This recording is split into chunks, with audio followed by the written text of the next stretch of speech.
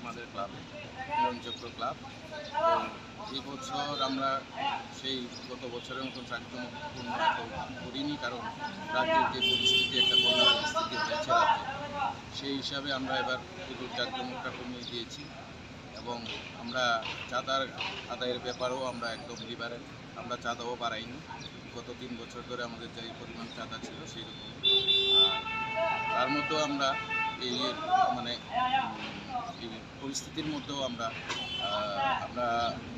মুখ্যমন্ত্রীর ত্রাণ তহবিলে আমরা অলরেডি দান দিয়েছি। আমরা 25,000 টাকা আমরা ক্লাবের তরফ থেকে আমরা মুখ্যমন্ত্রীর ত্রাণ বন্যা ত্রাণের জন্য সাহায্যের জন্য আমরা দিয়েছি।